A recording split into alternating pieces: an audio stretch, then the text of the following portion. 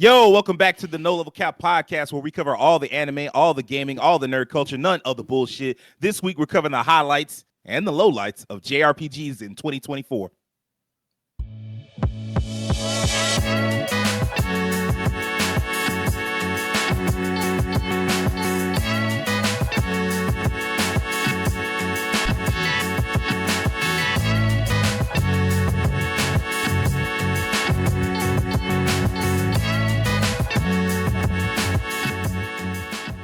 Yeah, like we said, we're covering many of 2024's biggest RPGs. Of course, it goes without saying we can't cover every RPG, so we might miss a couple. Let us know which of your faves we missed in the comments. We'll be talking about games we played, games we didn't play, games we hope to play, and games we'll probably never, ever play because they were just that fucking bad.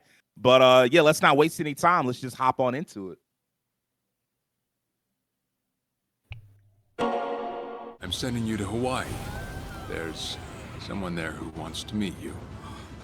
It's your mother. You ready for this, Kasuga? Yeah, let's do this. Yo, man. I gotta go back and finish this game. I was locked in for a while. Oh, you didn't finish it?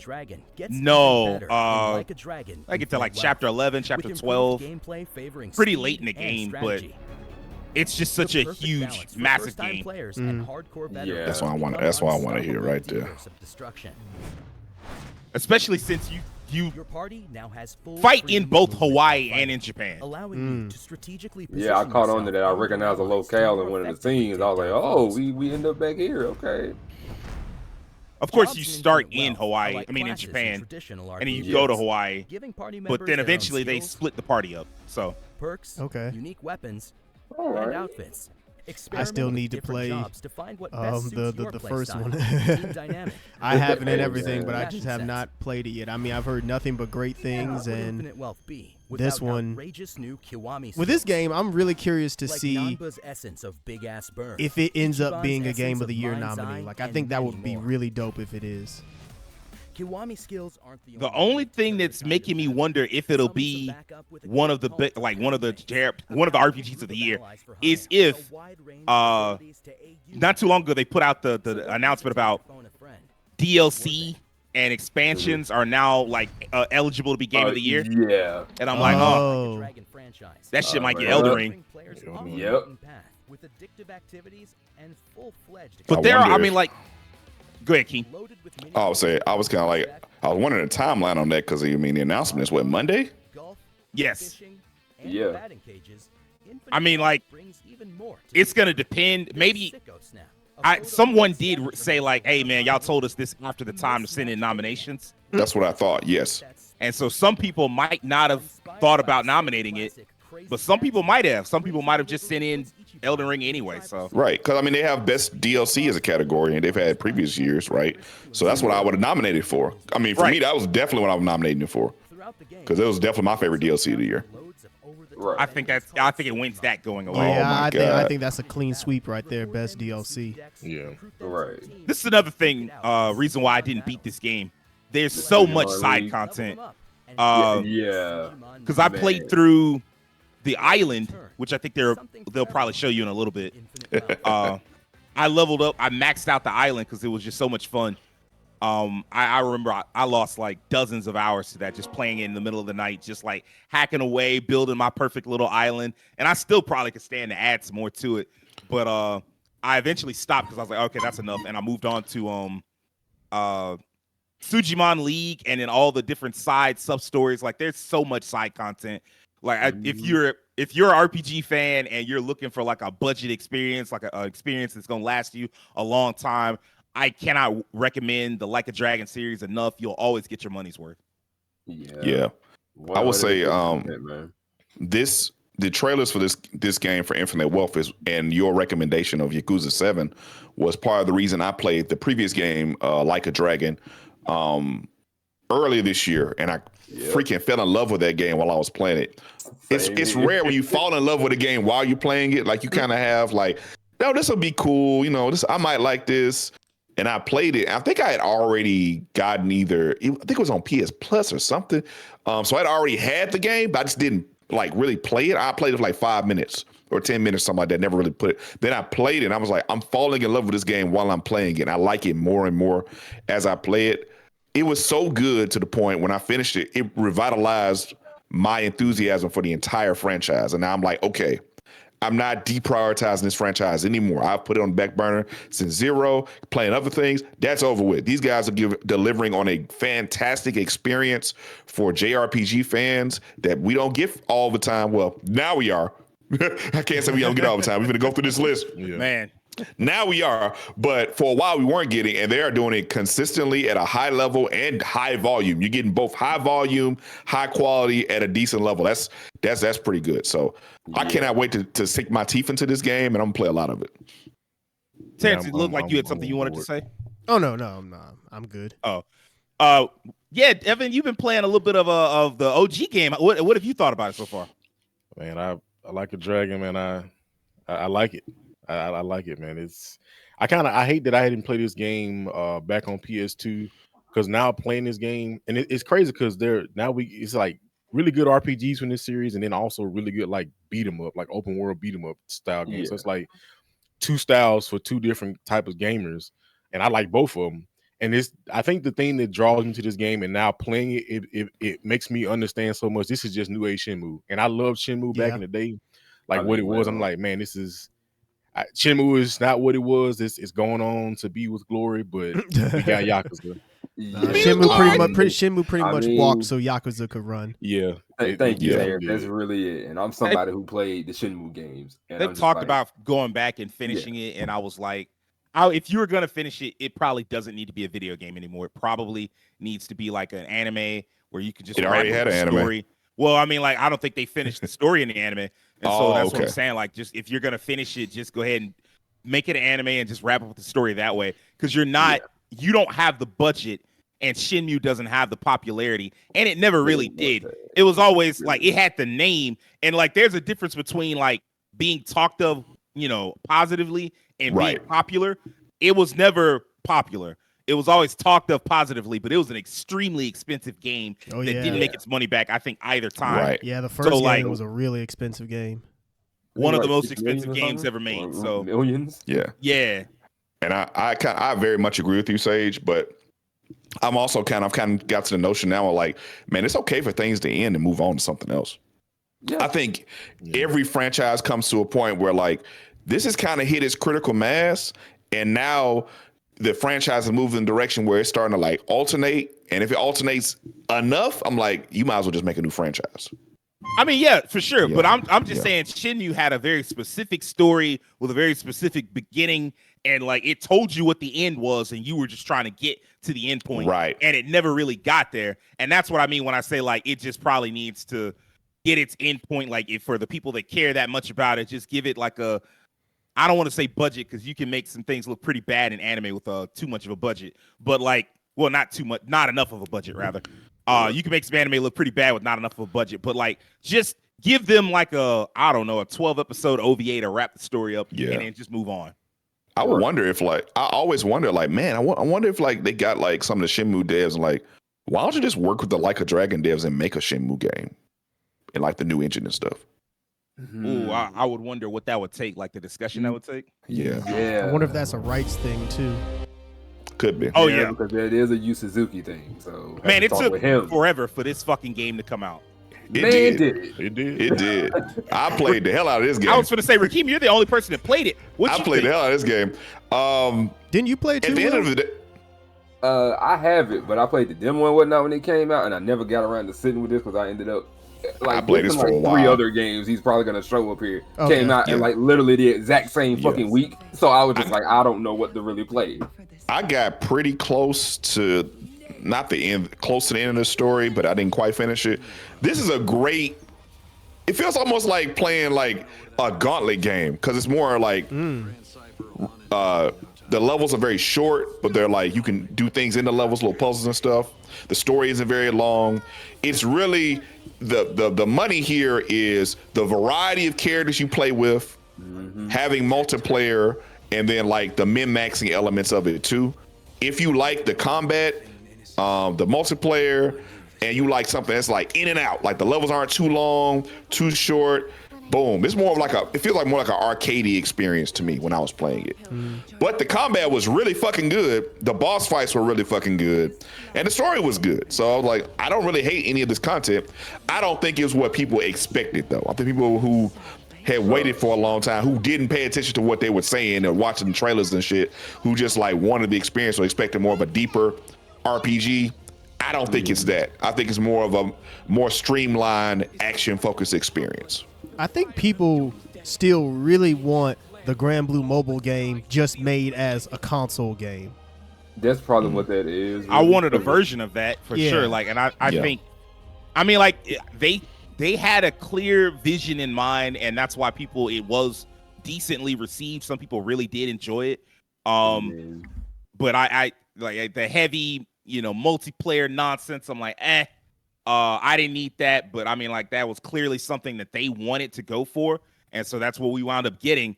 And so, I mean, like, I'm still going to go back and play it at some point. Because like Keem said, it's not a very long game to begin with. No, so, the story's like 20 hours. Yeah. So I might go back. I've got a couple of games that will pop up later on the list that we'll be talking about that I'm going to wrap up. Kind of more like Monster Hunter. That's how it feels when you're playing. It feels very similar to like the structure of Monster Hunter.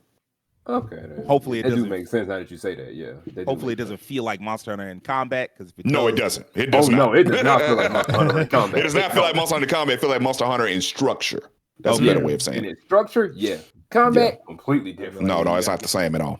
Yeah, get this up out of here because I'm just not a Monster Hunter person. I know a lot of people are excited for it. I know it's going to be one of the bigger games of next year, probably one of the best-selling games of next year. But it's just not for me as a franchise. I played the beta and I enjoyed it, but I'm not as versed with Monster Hunter. So my issue was the controls. I didn't understand the controls at all, like left, right, square, circle. I have heard they changed. It took me a second to kind of readjust. Because I hadn't played World or Rise in a minute. I'm sorry, Terrence. No, you're totally fine. It took me a second to kind of get used to the controls again on Wild.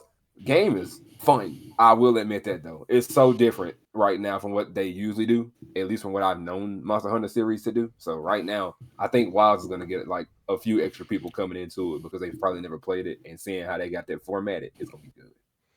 I did hear that they kind of changed the combat a bit from the way it was in World. Yep, they did. Combat is definitely feels different from Worlds and Rise. What'd you say, Devin? Wow. I said I played the opening cutscene and then didn't realize that there was a time limit on it. So I just kind of got screwed.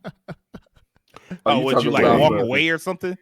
Well, not a time limit, but I didn't know that the day I was playing it was like the last day to play it. So I'm like, was it a Monday? I think so. If it's a Monday, that's usually always the last day. Pretty much every time. I don't think that was a demo. That was like a beta test. Yeah, it was over the weekend. Yeah. Okay, so that's what happened to that. I had fun with it though. The weather effects added into it. That shit's crazy. Oh, yeah, that looks. Yeah, that was amazing. The time is right. Man, what an important game in the lexicon of Atlas. Now, man, what a year for Atlas as a whole. man, what a year for SaGa Atlas. SaGa cooking, boy. SaGa kicking ass. They was in the kitchen. SaGa was talking to Capcom. So how do y'all do this again? That's how y'all did it. Got it. But no, you all right, Keem. Like, this is the game that pretty much changed everything for Atlas. Like, had this game not been a success, like the Persona series would not be what it was. Well, not what it is. Yeah. The SMT series would be the bigger one still. Yeah, it would be. And SMT was never that big, so that'd be a problem. Yeah. Right. And again. Heck, I just heard they're releasing a demo, funny enough, for SMT 5. Well, they just released a demo for it. I guess they're trying to ride off came the out in momentum June. of on PlayStation. Yeah, that did throw me when I saw that. I was like, oh, SMT 5. And that reviewed good. With all the new improvements. The first one reviewed good, but then like they did a improved version which reviewed better. Man, Atlas and added more. That's the one thing they get away with every time. Yep, they do. It's like, we're gonna charge you full price for the same game.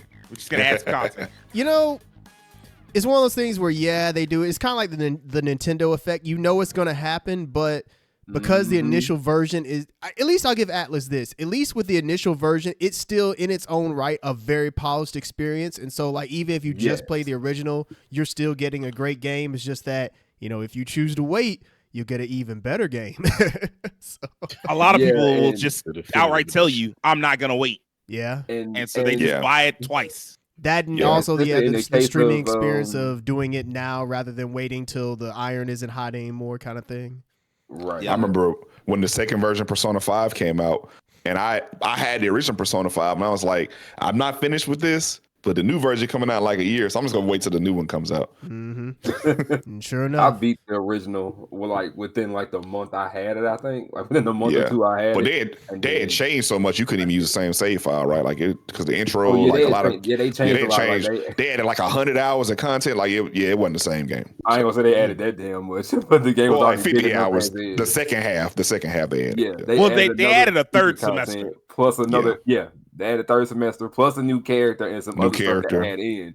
So you were just kind of sitting there like, damn, so there's more. And apparently this character affects the storyline. So let's see what this is. So that was more. I always call it Persona Dub Edition. I watched Terrence play that game for 50 years.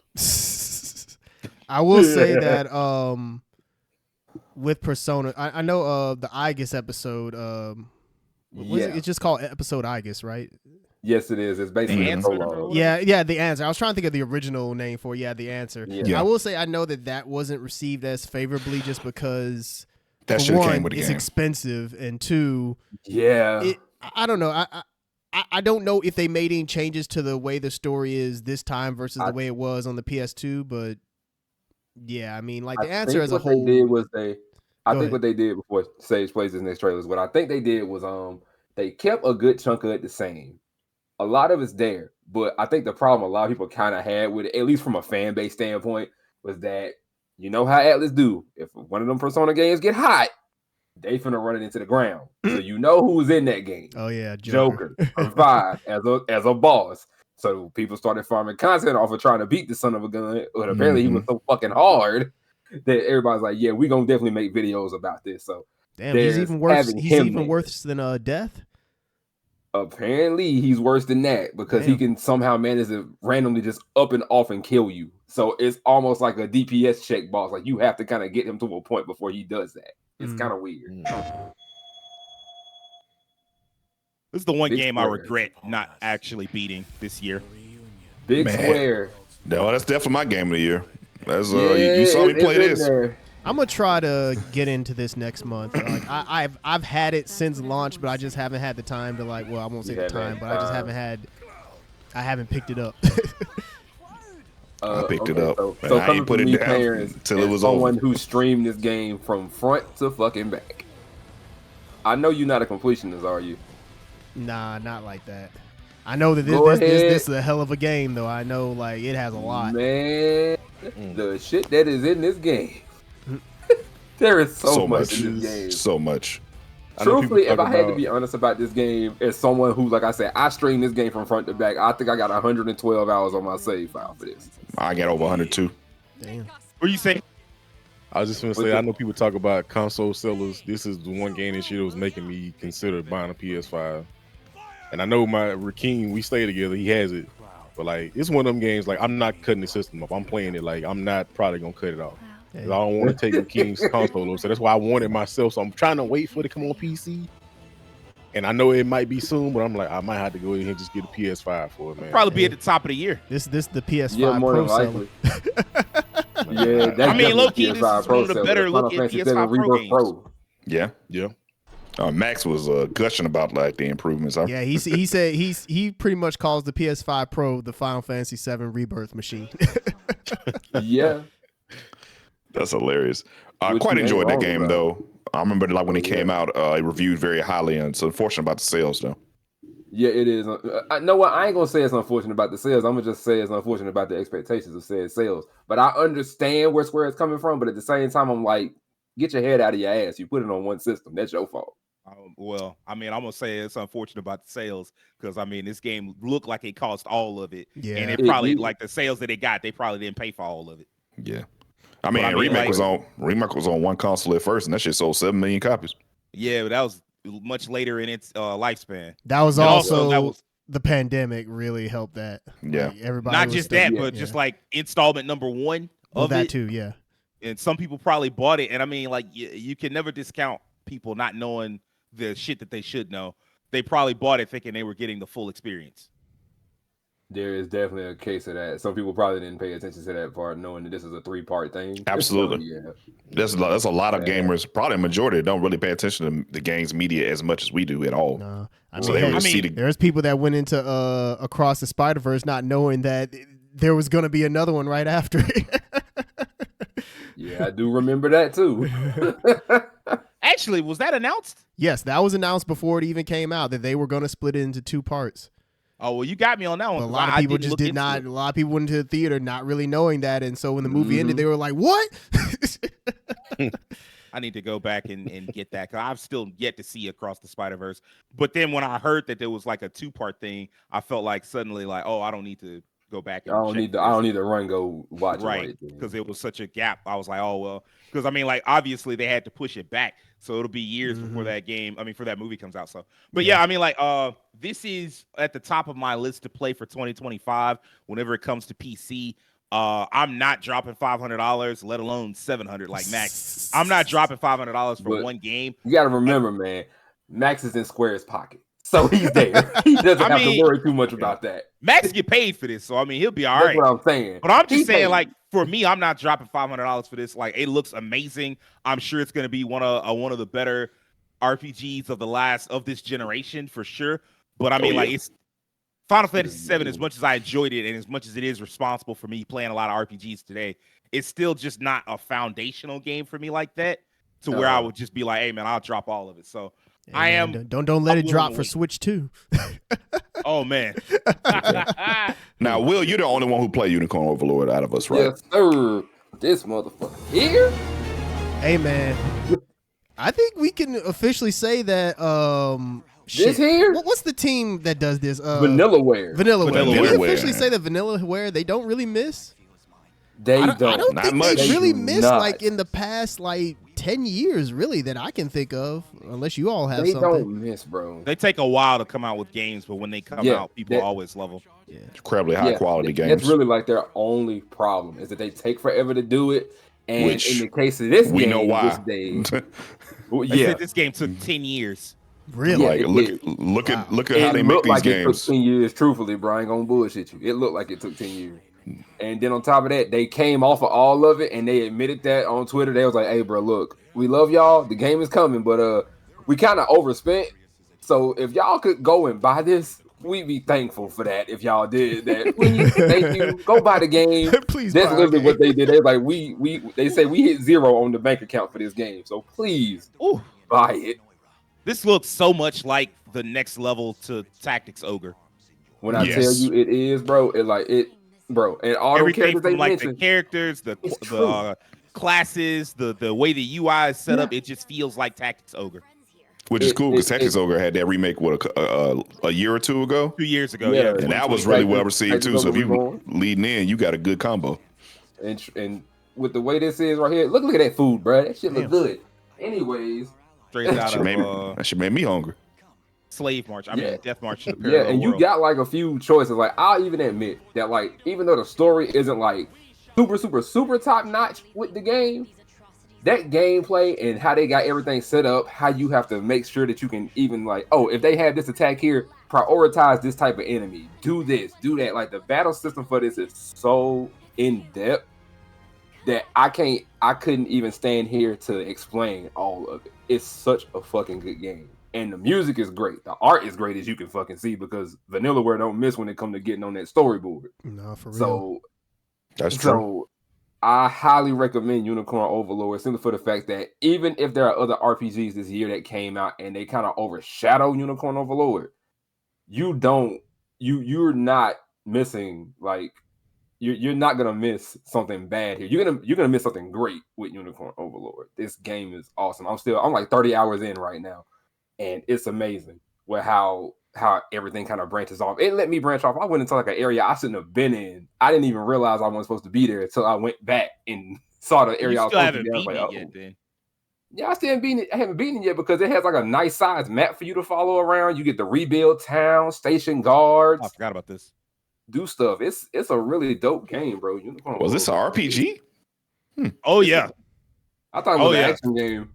Well, I mean, but yeah, it had RPG like story quests, all that Oh, type it had of. okay. that. Okay.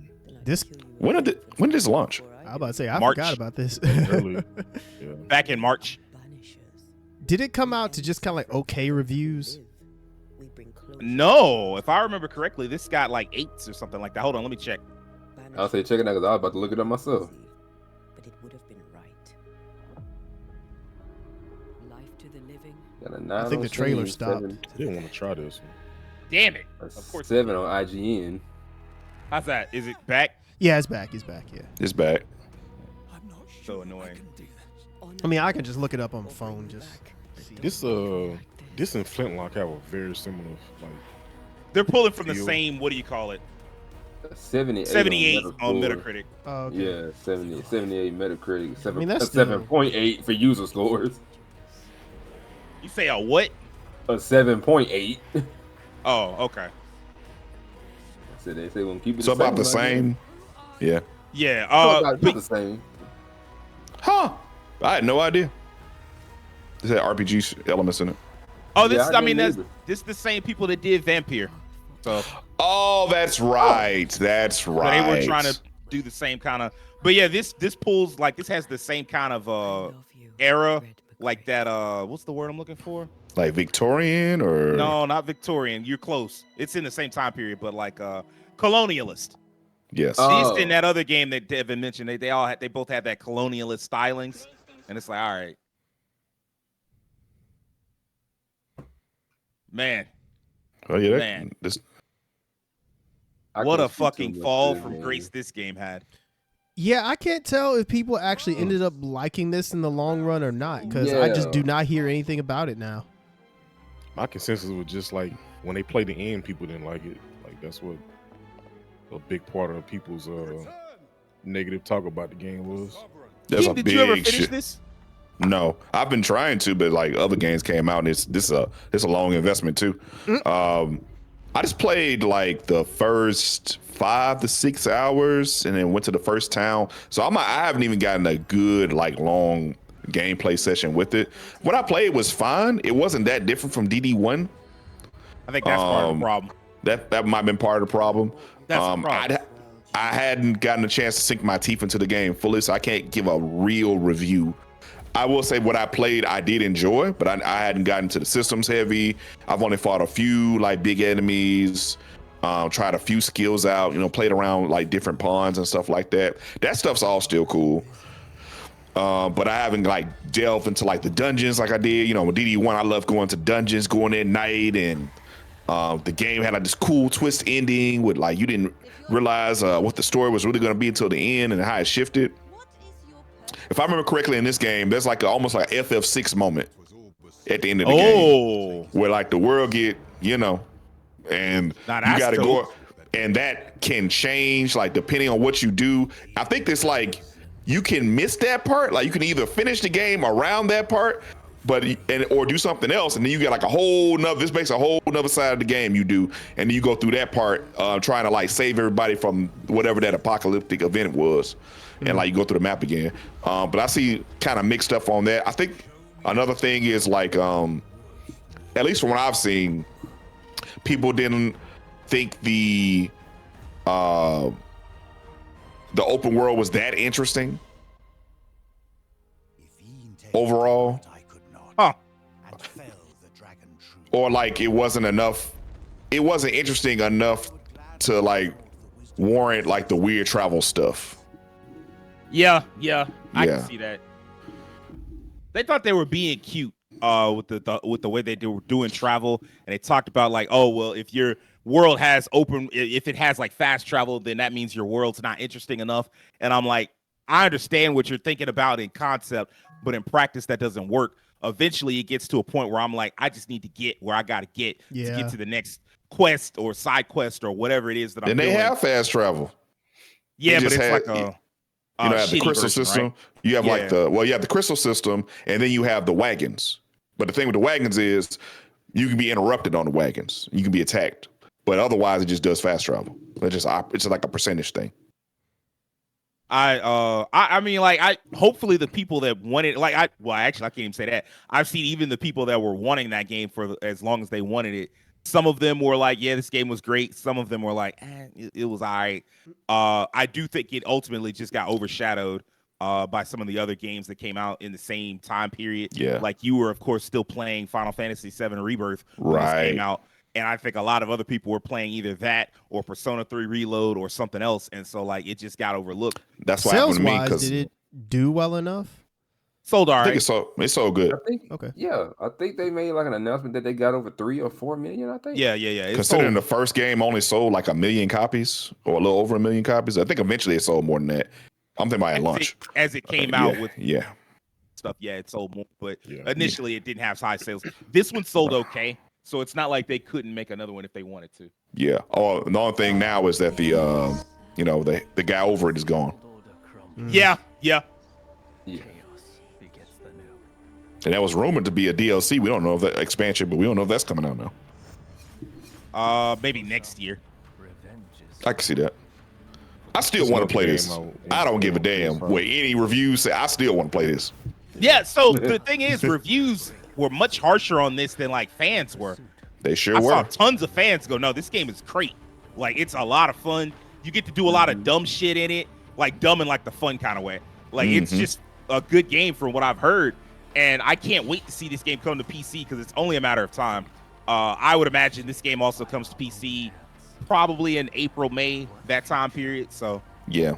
Did I hear that Japan really liked this one? Yes. Yeah. I believe it. And it's another one of those cases, kind of similar to what we had a discussion about last week. People was like, man, this game looked like a PS2 game. So I'm like, bro, just be quiet. Stop. Like, at that point, you just don't remember what a PS2 game looked like. Like, I'm like, did you even play those games? Like, there was some good looking PS2 games, but like, I'm just like, bro, it doesn't look as good as Ghost of Tsushima, but it's not no scrub looking game. It's like, what are y'all talking about? Yeah, like, it's like anything they were trying to dump. This game was great. They just trying to open their mouth to speak. I 100% agree with you, Devin, because I definitely see a lot of people saying the same things of just like, oh, this game looks awful. How did they let this game? I didn't hear nobody say PS2. I did hear people say it looks like a PS3 game, and I was like, y'all still smoking that dust. You got to get off of it because like this game looks fine, and also we can't have it both ways. Like you can't complain about how much games cost and then also demand that a game look like push the graphical limits and make it feel like you about to melt your PlayStation 5 from the second you start it up. You can't have both. All right? Like you gonna have to pick. Unfortunately, in the nature of the internet and people complaining, they never think about doing that shit for trolls and laughs. They don't give a fuck about that shit. What happened? Nah, sir. What? It got a little robot-y for a second. Man. I like to get a better review. I'll let you speak on this one, Sage. This is you. I played some of it. I liked what I played. I played about 10 hours, something like that. I played about the same. It's still very early on. I think I got past you, Keem. What'd you get to? I did the first area. I don't even remember what story-wise I was at, but I remember I was just going around collecting niggas. That's all as soon as they let me collect people, that's all I did for like 8 hours. Just go to a city. I was going places I wasn't supposed to be at early. I was going through places I wasn't supposed to be at, and I was going finding people. That's what I was doing. That was fun. What I can say is that we hadn't gotten to the part where the war broke out. Okay. And I definitely hadn't met Marissa, so I still need to. No, I hadn't met Marissa either. But I just met a lot of the side characters that you find in the world. I just like the fact they let you do that super early. Like as soon as you finish the prologue, you go out and you can start recruiting people, and it's super fun. You go get. Yeah, I think y'all a couple hours ahead of me. A magical girl. Oh, you got this game, Devin? Yeah, I played on Game Pass. Okay. Yeah, I got a magical girl. She was hilarious. The fact that she was like literally talking like a magical girl was funny as fuck to me. I remember there's like a little girl with a giant monster. Yep. You had the dude who like only punches. He's like a freaking delinquent. Like an archer dude. There was like a lot of people in that first area. You get so many people. I was very surprised. Did this game end up like actually living up to the expectations that people had for it? Because I know when reviews came out, they weren't like the warm, like it was well-ish received, but not like super high. But I'm curious if you know it's a case of like Rise of the Ronin, where like fans liked it more than maybe the critics did. I'll be honest with you. I did not look into it deep enough for that, partially because I don't want anybody tainting my opinion before I really get a chance to dive into it like that. Fair enough. I respect that. Because with Rise of the Ronin, I didn't have any kind of tie to that. If the game turned out trash, then oh well, it's just trash. I'll move on. But I mean, like, of course, Suikoden is one of the foundational games. That is a foundational experience for me as a gamer. And so, like, I just wasn't going to let nobody ruin it. I'm like, if it's bad, let me find out on my own.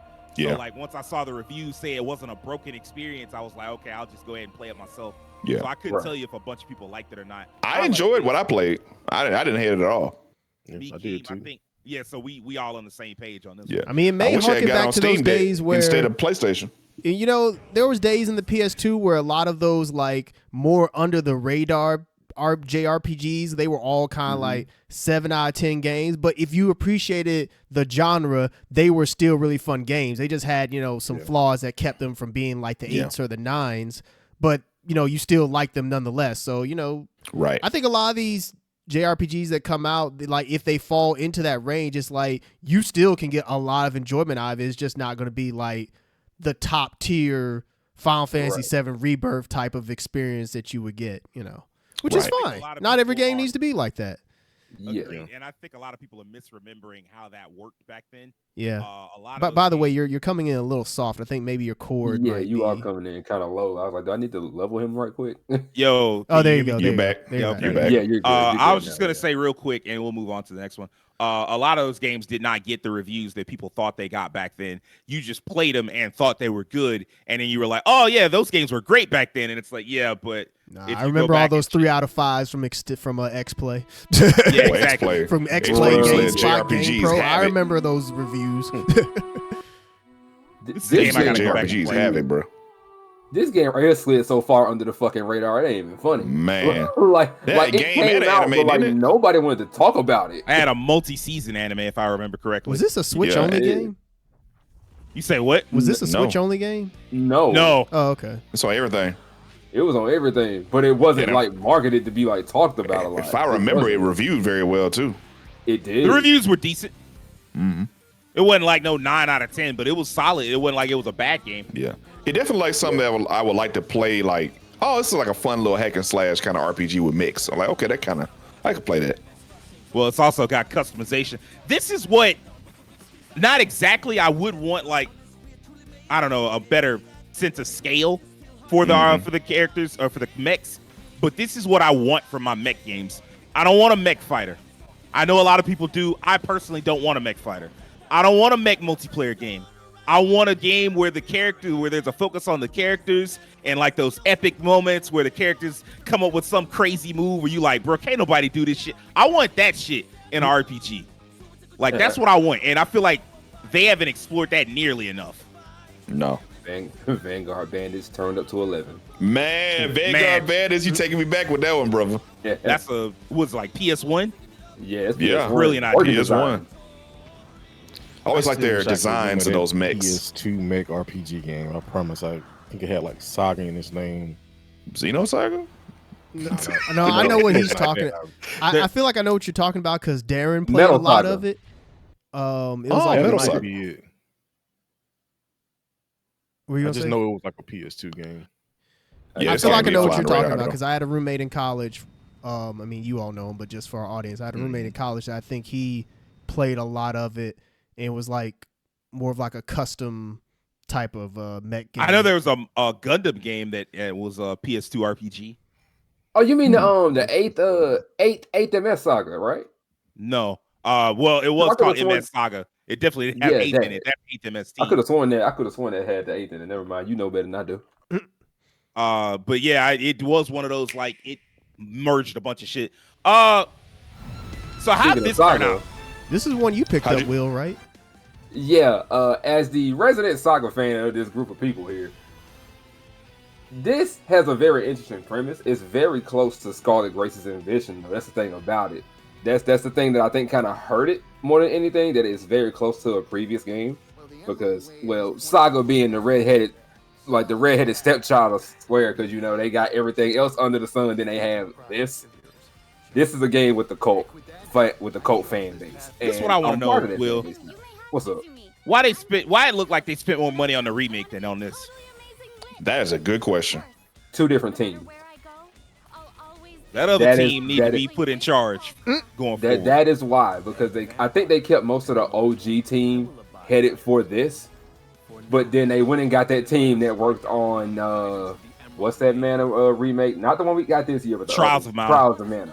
Yeah, they kind of got the team that worked on that to do the remake for Romance Saga 2. So that's why we got this. That's why this is different here. That's why we ended up getting what we got for Emerald Beyond. Is that why you have that for this game? Instead of like motion cutscenes, you just get text boxes? You get text boxes and stills. But the thing about Saga, I think, is that I think they try to keep like all that extra out of it, but keep it where the gameplay and the story is what matters with the game. So it's one of those games where it does this part right, but this other part is not going to be up to your standards if that's what you're looking for. Hey, look, I know what I said about graphics, and I still stand by it, but you got to have some level of presentation to your experience. Yeah, hey, it's got to be. Hey, if I'm spending $500 on a console, I at least want to get something out of it. You gotta give me a little more. Like, I'm not saying you got to give me the world. I'm not saying it's got to look like Rebirth, but like Romantic Saga needs to be your standard. That's a good standard of like presentation. This right here, like a lot of these characters are oozing charisma, likability. Like I was smiling at like the little robot dude he is running along. That was I was like, cool. hey, I like that guy. Yeah, that was yeah, that was Diva number 5 you probably were looking at. The robot? Yeah, it's like a little robot with a sword and a shield. Yeah. The little cylindrical robot. That's Diva number 5. That's her right there on the left. Yeah, I did hear about that. They put like a pop singer in a robot body. Yeah, like that's the other thing with Saga 2. They have so many interesting fucking characters within their games. Like, and everything you can do. You can even pick up like this like bipedal robot, and it can fight for you and shoot guns and swing hands. You can do that. You can find a bodyguard that just shoots guns. You can get these little dolls that the main character in front has.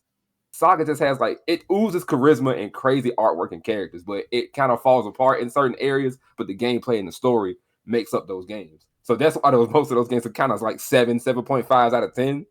But if you play them and sit with them, you'll probably end up liking them. But it's just certain parts you won't do it. They got to add more presentation to them, because like you messing over like these interesting characters and stories. And now, I mean, I will say I know some of the gameplay systems can be a little obtuse, and that's fine. But like they definitely can. Speaking from experience.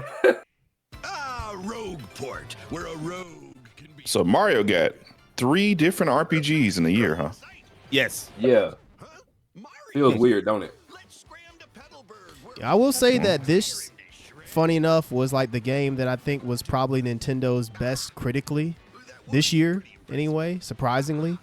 I mean, it's a remake, so you know you don't have to do too much to it, but they just did such a good job with it that it really knocked it out of the park. Devin, you wanted to play this, right? Yeah, I did. I ain't gonna lie, man. Nintendo, they be with these Mario RPG, they be cooking, man. Like Mario Superstar Saga, like that right there. I played that on Game Boy Advance, and I was hooked. So I definitely want to try the new one. And I played Paper Mario before, and I was like, I like this. So I definitely wouldn't mind trying this one out. Well, I'll tell you what, we'll. I know you got to go to work not too long after this, but we'll talk. And we'll see what we can do about that.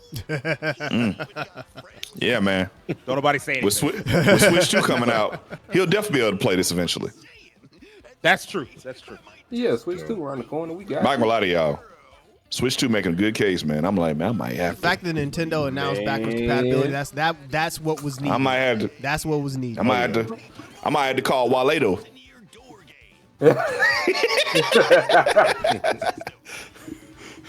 This does look like a fun experience. I still got to go back and finish up Super Mario RPG.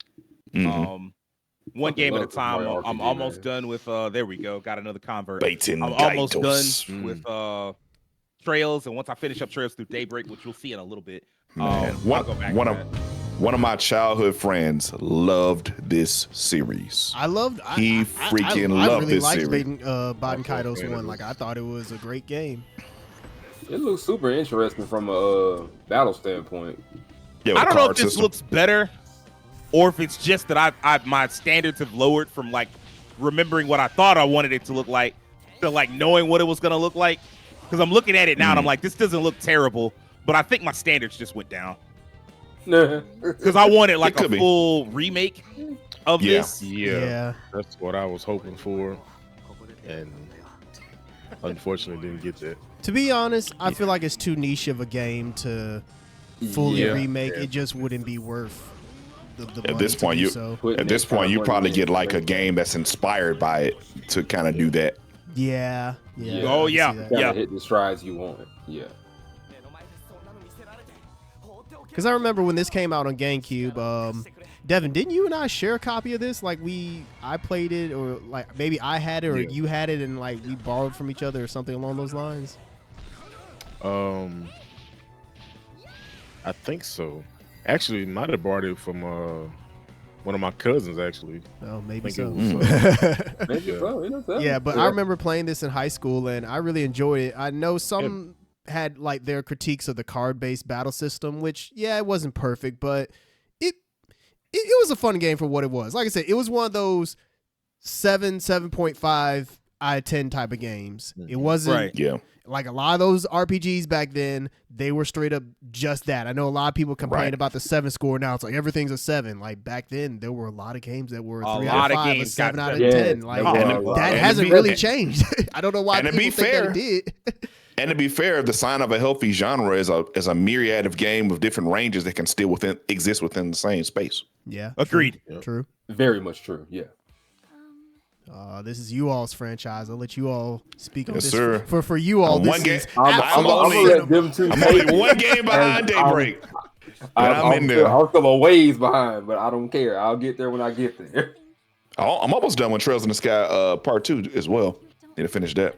Hey, look, when that remake comes out next year, I'm about to go ahead and pick it up because I mean, I have to see what all the hubbub is about. That Rebirth, that remake is gonna hold you. It's gonna be a good game, but it's gonna hold you because you're gonna get to the end and be like, "Damn, where's the sequel?" Yeah, because it ends. It's literally that. Yeah, you understand. When I finished the first one, I was like, "You know what? You play more of this than me." Because you say what? Go ahead, say you play more of this than me.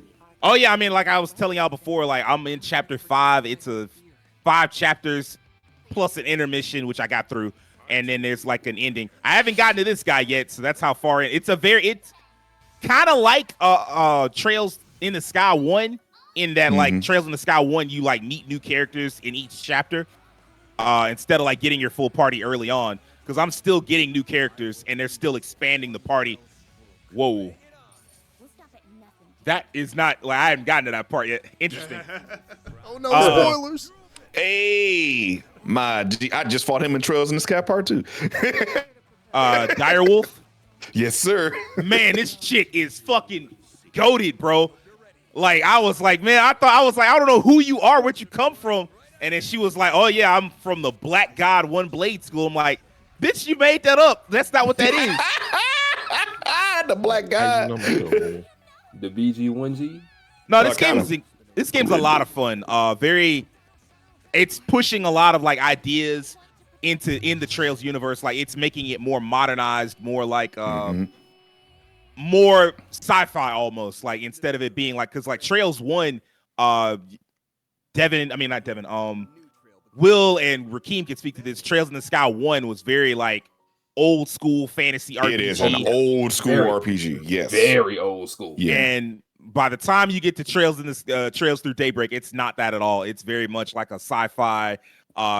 They got shit that we got, and then they got some shit that we can't even do yet. It's all type of nonsense. They're literally talking about going into space. That's a key like plot point. That I believe comes in at the internet. They got the internet now. Actually, they had the internet in Trails in the Sky. Not Trails in the Sky. Trails Zero. Zero and Azure. That's when they got the internet. That was actually a big plot point. But But yeah, like this game is everything people said it was as far as like high rating. It deserves the ratings that it got. I think it scored like an 85 or something like that. 84. Yeah, I remember that. Yeah. It deserves it. I would give it a 9 out of 10 so far. Wow. It's not perfect. It is still very much the Trails formula, and I wish that at some point someone would push them to break out of that formula. But I mean, it is what it is. I've enjoyed myself. Kind of like with East. Like East finally with like 9. Like, all right, we starting to change stuff, and now the new game is completely different. Like, you got way more open spaces, you got ship combat. Like, they've changed the formula up a lot. So I appreciate that. Yeah. Flintlock. The Seed of Dawn. And this game just kind of reviewed just okay. Devin, you would have been the one to play a little bit of this. What'd you think? It's solid. I mean, it's like a double A and a half game. I'll give it because it's double like A and a half. I mean, you can kind of see it from the trailer, but like some of the stuff when you play the game, you see like animations and some other things that when I played the demo, I was like, but it was still so I'm like, I can see this being a good experience. The combat was decent. The story seemed like it could go some places interesting, but I think this is a game I would give like, I'm not sure what the scores were specifically on it, but a 7 to like 8 range, I think was something to be. I think it was 6s and 7s. 6 and 7, yeah. I'd say a 7 is solid for this one. Did it have a lot of technical issues? I think that was part of it. There was some stuff I noticed in the. We can just skip this one. We can honestly just skip this one. I mean, like I ain't never played a demo, and maybe Will. I think you had a more positive outlook on this game than I did. I had a bit of a more positive. I'll go ahead and get my quick thoughts. We under a time crunch, so I'll just go ahead and skip it. I played a demo for 30 minutes. I'm like, I will never play this again. I'll get my piece about it. Reynatis was under such a strict budget, I feel, that it didn't have the time to really sit down on it. They were pretty much working with what they were given, and it just. I absolutely believe it. Budget for that one. I absolutely believe it. Yeah. Speaking of games that didn't need a budget, man, but got it any goddamn way. God, this game was beautiful. Man, I know they gave it like I know it's like a 77. I don't give a damn. I'm still gonna go play this. It's pretty as hell. Kiss my ass. I'm playing this one. I mean, it was great. Man, I've been cooking, man. I think the thing is that man, I've been cooking. This is one of those series where it's going to have that old school flair to it, and if you're the type that feels like the RPG genre has like evolved so much since then that you're kind of above those kind of games, that I could see this going low for some people. But yeah, if you're just still the type that likes the old school feel, I feel like this is totally. This is fine. also very much exactly the kind of game that you were talking about, Terrence. Of like these games never scored all that great. Yeah, they only ever scored 8s at best. Yeah, 8 was the best. Like I think Legend of Mana had like a 78 or something like that on Metacritic. And that game's legendary. Right. So like none of these games ever scored amazingly. It was just a franchise that people just stuck with. They gravitated to it. God, this game is so fucking pretty. Yeah, I mean Trials of Mana also look good, but this is like a natural evolution in that to me. I gotta get this sooner or later, bro. This shit look good as fuck. Every person I've seen who's like an RPG fan who played it, they love it. Game's gorgeous, it sucks what happened to that team. Game came out, all right, man. Good job. You're fired. After that, we'll skip that actually. Yeah, because that's just a remake. Now this Romance and SaGa, I want to play this. I'm going to play this at some point. This looks good. I highly recommend playing this because 2 was really fucking good. I played the OG, and I've seen some people play this. This game looks great, plays great. I played the demo. This is the one time. This is the game about generational changes, right? Like you go through generations and after you do so much with a certain emperor, either you like die within that generation and you go to the next king that way in that same generation, or you do so much in a generation, then you go to the next one to start that new generation. Mm-hmm. Yeah, it's like that. And cool. You start the game naming the last one that you end up playing the end game with. If you abdicate, or if your emperor is defeated in battle, mercenary. Yep, and everyone's of a different class too, and there's different classes throughout the game. So you can play whatever class you want and pass down whatever the previous emperor had to the next one. So even the premise is unique. Like I'm like, okay, this is actually kind of a unique premise. Yeah, it looks cool. I'm like, this is dope. Yeah, the Romancing trilogy literally had like straight up different shit each time. And the second one did something so different that I was just like, I don't know any other game that did some shit like this. I'm pretty sure there is one, but I enjoyed this so much. You already know I'm getting it on the deck. Going to the deck. All right, man. I don't know if you guys ever get a Steam Deck, bro. Our turn-based RPGs and the Steam Deck are like peanut butter and jelly. At this point, chicken and waffles. Old enough that I'm waiting on the Steam Deck too. I can see that. It runs pretty much everything I've played on it fine, though. I haven't had any issues. I don't want to buy it and then like a year later they're like, we're coming out with the Steam Deck too. Well, to be fair, that's fair. That's fair. I mean, they had the OLED like what, a year or two ago. But that I'm not as concerned about, like the little minor upgrades like that. But hey, I've enjoyed this so much, I might be a first adaptive Steam Deck too. Yeah. I have played the hell out of this. I ain't gonna lie. All right, Falcon. Oh yeah, that's right. I forgot that did come to PS5 this year because I was like, "Why the fuck Monster is it here?" Knox. And I got it. I got it. Ironic because X is out now. I know, right? Nordics is out. Now then, Mr. That's not what I meant to type in. Yeah, that's Monster. That's Monster Knox. Yeah, I was like, "Why are we at Monster Knox?" Well, there is a PS5 version of Monster Knox. You know they have the upscale PS5 version because they had the PS4 version before. I typed in 9 by accident. I meant to type in 10. Oh, good. It's my bad, y'all. I played a demo of this. Had fun with it. People seem to really like this one too. I didn't hop into the demo for this one because I'm just like, at this point, I'm just going to take my time and get to it when I get to it. I was just about done with 9 earlier this year, but I just didn't get to the end of it because I was playing 7 Rebirth. So I might go ahead and finish that up and then get the X, just for continuity. 7 Rebirth, the reason I didn't finish 3 Reload. Man, I always been a series that I just always was intrigued in. I have fallen in love with this series like the last few years because I played like Arc from the Pishdom, Origins, Ofenfalgana, E7. I just replayed on my Steam Deck for the first time since college. Beat it earlier this year. I beat 8. I played most of 9. I'm gonna be on this X, so I'm in this series. The main thing about this series is I remember them being big on the PSP, right? Yeah. Mm-hmm. Yeah. That was a time when Falcon was like heavy on the handhelds. Yeah, because that was. They started on PC, went to handhelds. Now they on consoles. Mm-hmm. And all the games are practically on PC at this point too.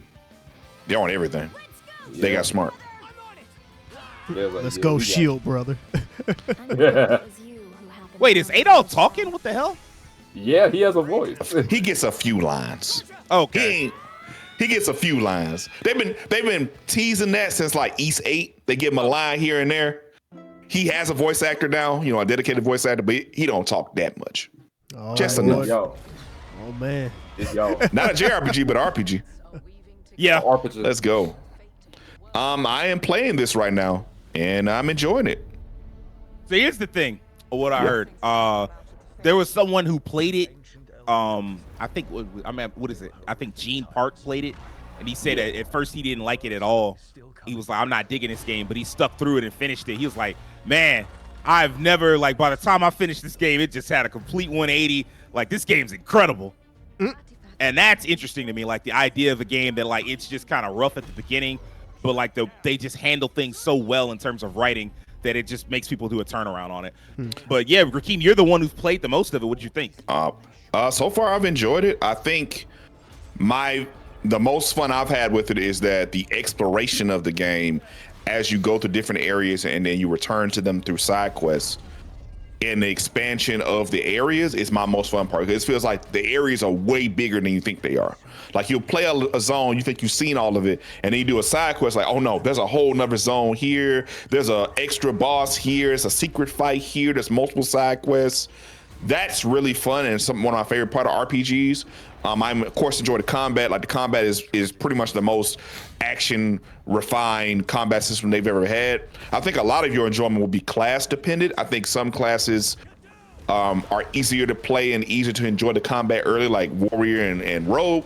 Whereas in mage, you don't really enjoy that until you get like really heavy into your skills, and like later down in the skill tree, you have more options, and you get some tanks to protect you, and then you can actually enjoy the combat a little bit more. So in that regard, I enjoy it. The only thing I've had a problem with, but I've also been kind of bogged down doing side quests, is that there are elements of this that kind of get repetitive. Like you always go back to the lighthouse, you talk to your people, you leave the lighthouse, you go to your mission, you go to the crossroads.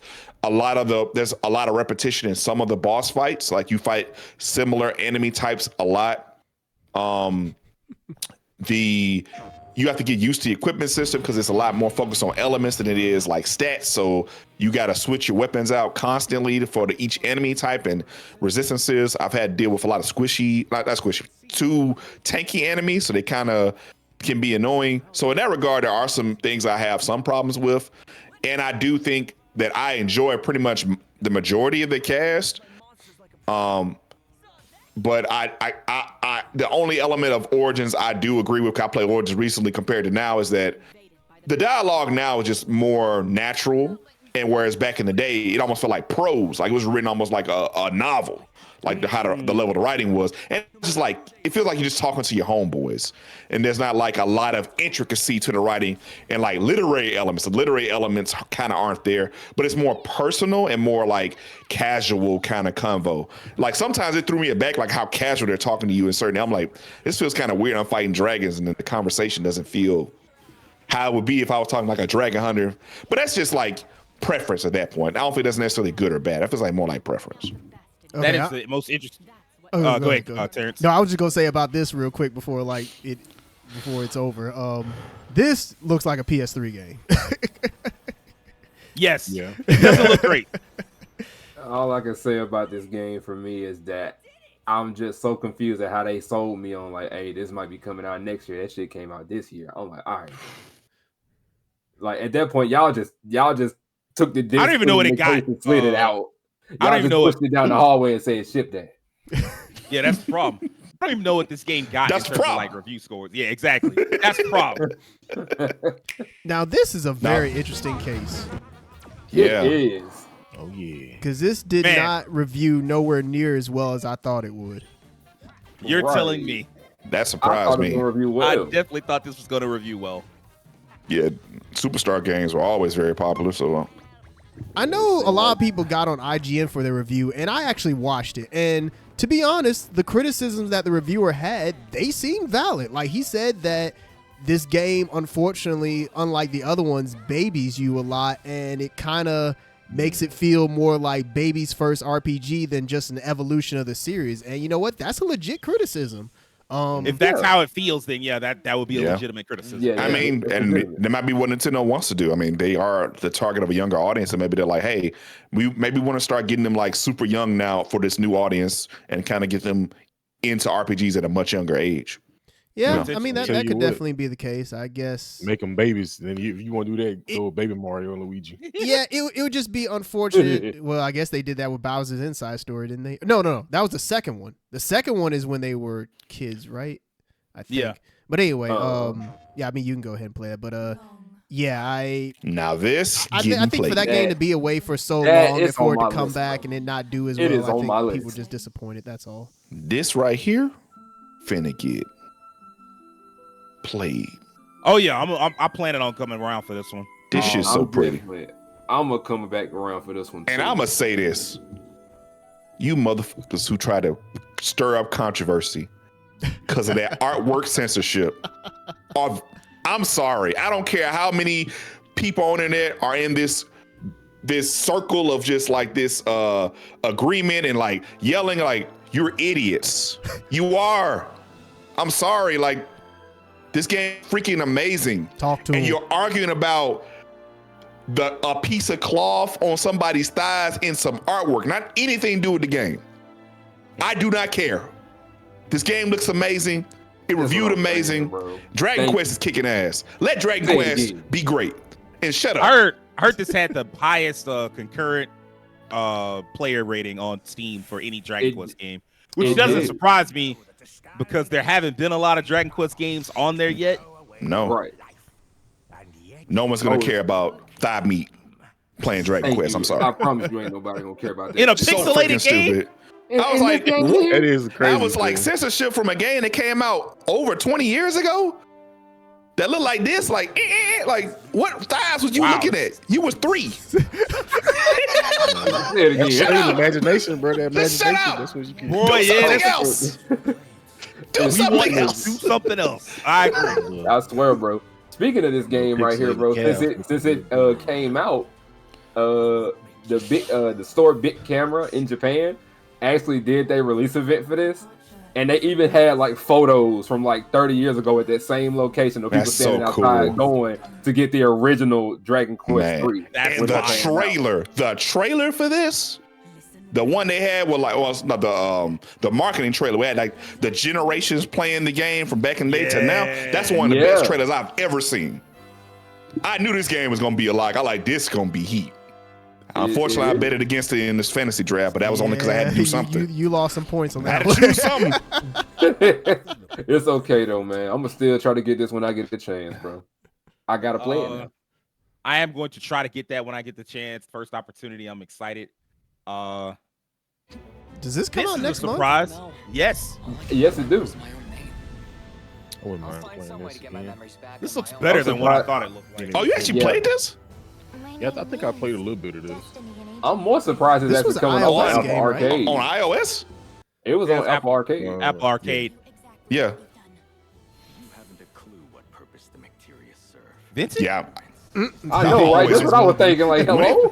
When Fantasian first got announced, I was like so disappointed. Ironically, I do have an iPhone. I could have played this. I'm bullshitting. But I don't use it primarily. I have a side iPhone for emergencies. But it just looks so cool. And it's just Miss Walker as a studio, the majority of their products, not all of them, I've loved pretty much the majority of their products.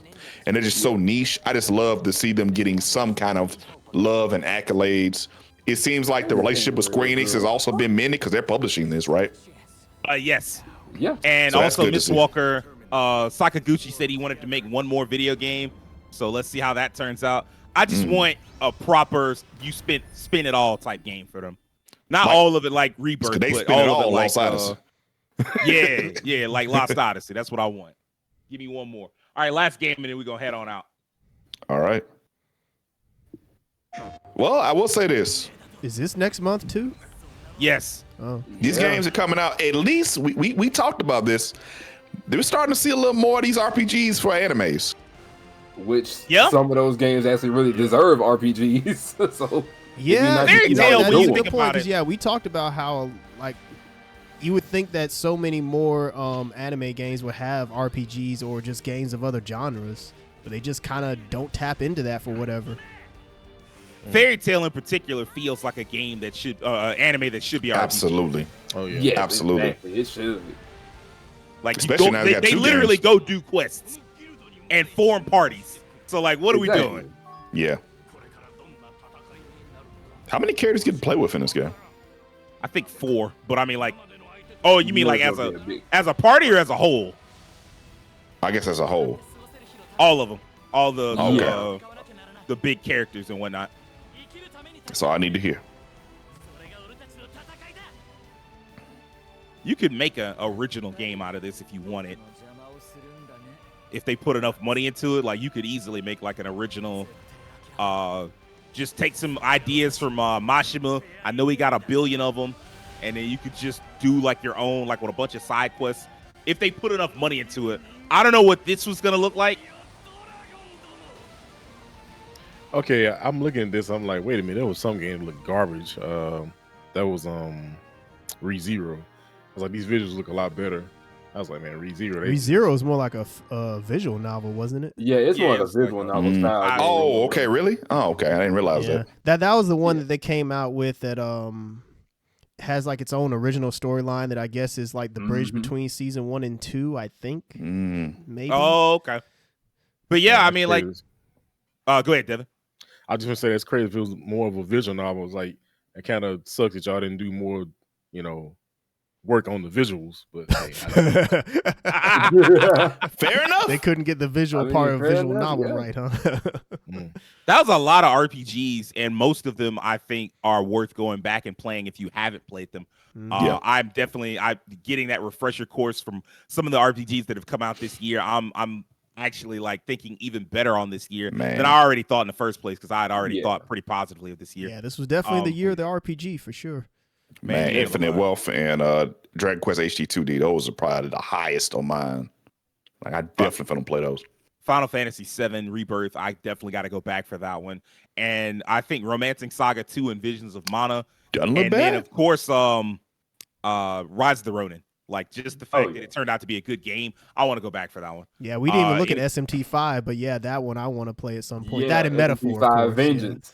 Yeah, Metaphor. Fuck, I knew I forgot one. Metaphor. Metaphor is definitely probably one of the bigger releases this year, period. Metaphor so motherfucking good. I also got to play that one as well. I feel like Metaphor so good, bro. You know what? That is a good one to go off on. Yeah. It's a great one to go off on. People really liked it. Hell yeah. We're not gonna hold y'all any longer. Like after we wrap this one up, we're gonna head on out. So I hope y'all have like an excellent week. Hope you if you enjoyed this, like and subscribe. We'll holler at you. But yeah, I had to give y'all like, this isn't high on my list, but I'm never one of the ones to be such a hater that I'm like, oh, well, fuck that game. Like when it's counted as excellent, I gotta give it its respect, and so I have to give this game its respect. Don't worry, if Sage don't love it, Will does. He got the love for you. Shit, if Sage don't like it, I do. Another one I definitely want to play. I mean, this game is almost certainly going to be on the Game of the Year list, which just for people watching, that's what we're going to be covering next week. We'll be talking about Game of the Year, the nominees, and maybe some predictions. We'll see. We're not as sure about that part. We'll see. This class system is so fun, bro. I believe it. Yeah, man. The class system is fun. The music is great. A lot of racism, man. Yeah, a lot of racism, man. My God. Maybe put that a different way. I mean, I can't. You Ain't no other way to put it. It's a lot of racism, bro. It's a lot of it. 30 hours in, bro. They make it clear, bro, and it's about your character and another specifically your character, boy. You are looked down upon in this game. You are looked down upon, bro. Be gone, Nave. I've heard that the redhead is surprisingly the. Shit, I ain't gonna even lie. They might have said that in the game, Devin. I ain't gonna hold you. Damn, they really are racist.